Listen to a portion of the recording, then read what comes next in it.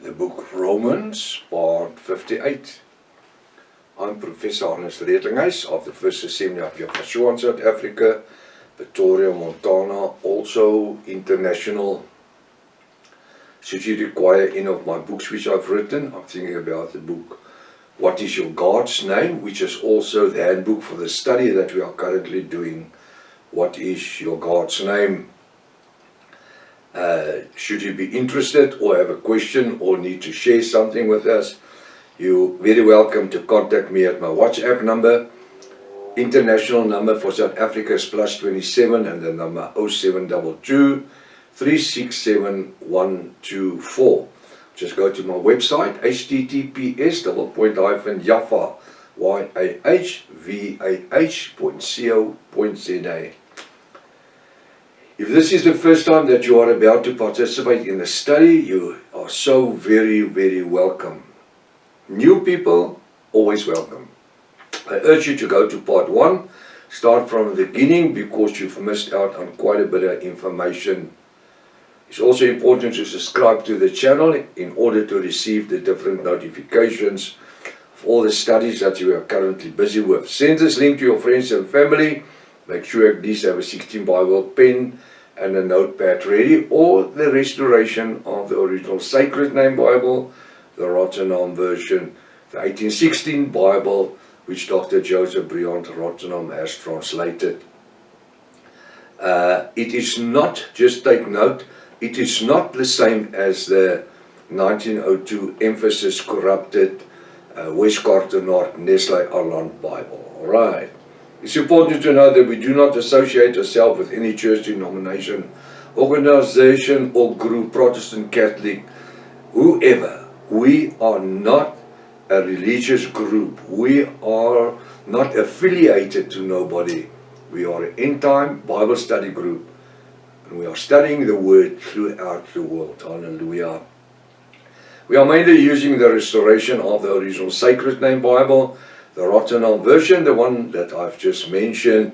According to this 1816 Restoration Bible, the name Jesus was originally Yahshua. The name God was originally Elohim or Hashem. The name Lord was originally Yahweh.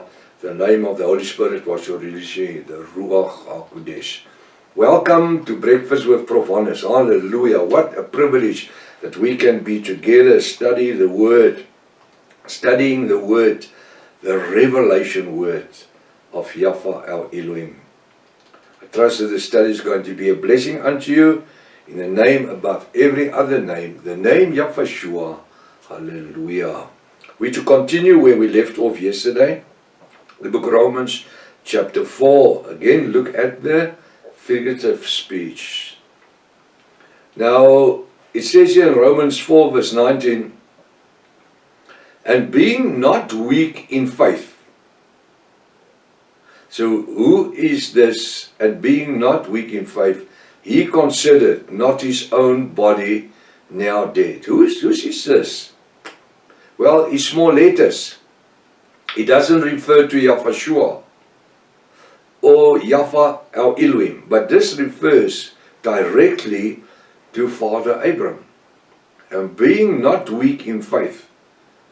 Yes, his body could have been weak, but he was strong in faith, believing Yahweh Almighty and the promises that Yahweh made to him.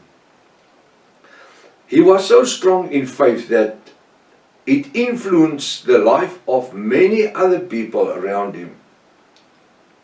So the moment that he started preparing his camels to move towards the promised land, there was others that says, can we follow you? Can we come with you? I don't know how long it's going to take, but I've got faith we're going to get there someday. Well, can we go with? Can we go with? You see what we're talking about. He's being weak, but not in faith. His faith was upon the rock of all ages, Yahweh our Elohim. And being not weak in faith, he considered not his own body now dead. He felt like a young man. when he was about 100 years old. Yo. Neither yet the deadness of Sarah's womb. You see, when we discuss something, we use our intellect. But when we start to move in faith, and especially what I call reckless faith, reckless faith is an element that needs to be present in every Yahwist life. Everyone that says he or she is part of the bride of Yahweh is to be alive in reckless faith. That means to believe beyond the normal. It means to believe into the supernatural. Believing Yahweh for miracles to happen. That is what faith is. And this is what we learned. Why is Apostle Paul, according to the book of Romans, referring to Father Abraham in his preparation to move to the Holy Land? Why? To the land of promise. Everything involves around faith. Supernatural faith. Not in our own. He's 100 years old. And Sarah, neither yet is her womb in darkness. She's ready to give birth. To bring forth a new nation. He, that is Father Abraham, struggled not, verse 20, at the promise of Yahweh's thought unbelief.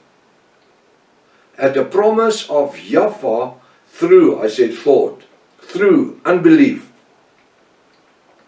He didn't struggle to say, no, I don't know you're going to make it. The camels look a bit weak, the people is a bit weary, and no. He was like a young man with an expectancy. You know, sometimes in our own lives we need to get to the place where we get reckless in our faith. Believing in the supernatural. Believing in the things that's not, that we can call as if it is. How wonderful is that? And that's faith that is available. Even to us in this 21st century, 2026, it's available. Yahweh through Yahweh has granted us the faith to believe which Yahweh has gone through and did, was in order for us to receive the glory in Yahweh our Elohim. To be able one day to live out of this world, from this fleshly body, living into a spiritual body. 1 Corinthians 15, 27, 58. To be transformed from this flesh into a glorified body. Hallelujah. What a blessing. Glorified. Meeting Yahweh in the air. Believing the promise, I'm going to prepare you a place. In the house of my Father there are many mansions. If it wasn't so, I would have told you so. I mean, that's faith. More than 2020 years. And today, the bride of Yahweh still believes that same promise as if it was made yesterday. Believe it with our soul, our mind, our everything. Not fearing even to be persecuted in the flesh. Why? Because Yahweh and Yahweh is no man that they could lie or should say something and not do it. Hallelujah. How wonderful is the word. And what wonderful opportunity do we have to take Father Yaffa and Yafashua on their word, which was spoken, which became Rhema word. Not just any word, Rhema word, living word. When we open the Bible, it's only a book. But once the anointing of the Ruach HaKodesh comes upon that letters, that paper, and we can speak it and we can hear it, then suddenly we experience the anointing of the Ruach HaKodesh upon us. And that makes us to want to reach out to a lost world and say, as Yahweh said, everyone that's weary and sinful, come unto me, and I shall give you rest. Although you don't have money on that, come to the waters of life and the bread of life. It's a invitation to a seeking and lost world. The world is lost in all the theology and dogma of churches today. This church say this and this church says this, and that's why I left the churches 30 years ago. People get lost in theology and dogma. Church rituals, lies on internet. That's why in this time where we are living, we need to function under the anointing in faith of the Ruach HaKodesh. Where here, in my soul's dimension, the word of life can be anointed. And suddenly appears Rhema word. Hallelujah. The seed of life needs to be anointed by the Ruach HaKodesh. And now it just explodes into Rhema word. Whereof we don't fear anymore. We speak the word. We preach the word. We teach the word. Hallelujah. Verse 20. He staggered not at the promise of Yahweh through unbelief. No. He never staggered. He just was focused. But was strong in faith. His eyes were set on his goal. What does Yahweh says to us this morning? Set your eyes on your goal. And that's why it's not just a question of saying, I believe in Jesus Christ and now I'm born again. No. To be born again is a lifelong dedication of setting our eyes and our sights on Yahushua. And as we walk this road of life, Apostle Paul says it's like a race that we run to the line to be first. Because only the one that passed first is the one that's receiving the prize. The second guy that comes there, he's a first loser. So what do? He staggered not at the promise of Yahweh through unbelief, but he was strong in faith, giving glory to Yahweh Almighty. That glory, you can make it a capital G. Glory unto Yahweh our Elohim. Verse 21, and being fully persuaded that what he, Yahweh Almighty, had promised. They left their homeland. 1 year, 2 years, 3 years, 5 years, 10 years, 20 years. And they just continue. They just carried on. Where's the homeland? Yahweh will not turn back on his word. He said we're going to inherit a land that overflows with milk and honey. Believing it so much that Abraham told this to Isaac and Jacob. And they told it to their sons.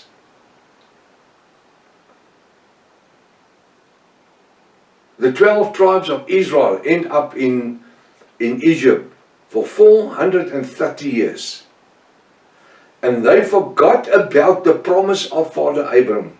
But Yahweh raised a man with the name Moses that came and he reminded them of what Yahweh has promised unto Father Abraham. Let's break out from this Baal worship of idols. This is what he said. Those that will follow me with the intentions to reach the promise of that what was promised unto our forefathers, Abraham, Isaac and Jacob. They had the vision. We today in 2026, we have a vision of eternal life. And we fully pursued that, what He, Yahweh Almighty, had promised. We have a promise. You shall live, although you have died. And he, Abram, was able to perform. What did Abram did? He performed on a daily basis. And that's why Yahweh says we mustn't worry about tomorrow and next week. Let's live for today. Apostle Paul says today is the important. We are not leaning back to the things of the past. It's water under the bridge. Let's stretch to that which is in front of us, calling the things that's not as if it is, stretching to touch it, although we can't even see it. We believe it. That is reckless faith. Until tomorrow morning, if His Father's will, Maranatha. Yahweh is coming back again. Hallelujah.